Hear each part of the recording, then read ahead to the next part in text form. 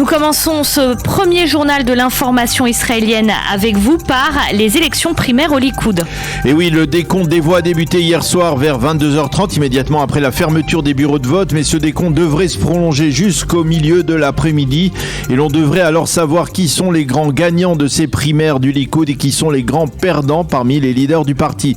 Ce n'est pas tout, pour connaître la composition précise et détaillée de la liste électorale du Likoud, il faudra s'armer de patience et attendre probablement jusqu'à dimanche prochain.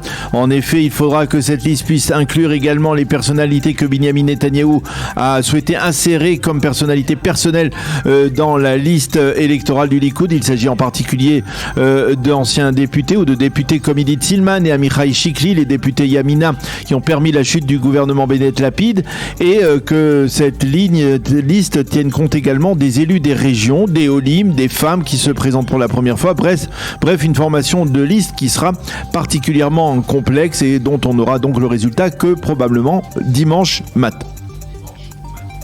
Et en attendant donc l'annonce de ces fameux résultats partiels ou définitifs, on peut déjà souligner le taux de participation. Je crois qu'il est important, Daniel. Oui, il a été de 58%, ce qui signifie que près de 80 000 adhérents du Likoud sur les 137 000 inscrits sont allés voter hier. Ce score est effectivement important. Eva, il est semblable à celui des dernières primaires, si l'on peut dire comme cela, en 2019, mais il est plus impressionnant également car ce scrutin s'est tenu en pleine grande vacances au mois d'août. On estime que ce taux de participation relativement élevée est perçu comme une victoire pour Binyamin Netanyahou.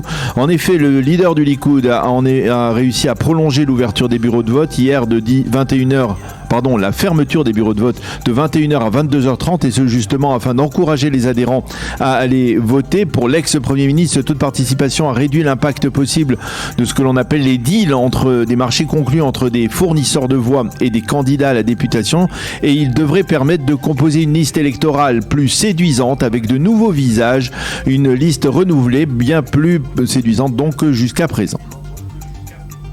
Une seule et unique liste fourchette des intentions de vote a été rendue publique hier soir à la fin du vote. Oui, et cette fourchette, si elle devait se confirmer, risquerait de provoquer une véritable mini-révolution au Likoud. Selon cette fourchette de la chaîne 14 de la télévision israélienne, qui a été réalisée par l'Institut Direct Polls, Yuli Edelstein, David Bitan, Chaim Katz et Tzachi Hanegbi, qui sont considérés comme des leaders du Likoud, devraient se retrouver dans le bas de la liste électorale, tandis que des personnalités moins connues comme Erez Tadmor pourrait se hisser vers le haut. On estime que Boaz Bismuth, également l'ancien rédacteur en chef du Israël Hayom, parviendra à se classer parmi les 10 premiers. Mais donc, comme je vous le disais, il faudra patienter jusqu'à cet après-midi pour connaître au moins une partie du classement. D'autres titres en marge de ces primaires du Likoud, avec tout d'abord un souffle d'optimisme à propos de l'agence juive en Russie. Oui, c'est le 19 août prochain que doit se tenir à Moscou le procès autour du statut de l'organisme chargé d'Aliyah et de l'éducation juive à travers le monde. Mais en attendant, on a remarqué un communiqué du Kremlin saluant, je cite, le rôle joué par les soldats juifs dans l'armée rouge durant la Seconde Guerre mondiale, et saluant également la contribution du peuple juif à la culture russe. On estime que ce communiqué est destiné à amorcer quelque peu, au moins une partie de la crise diplomatique qui sévit entre la Russie et Israël depuis plusieurs semaines.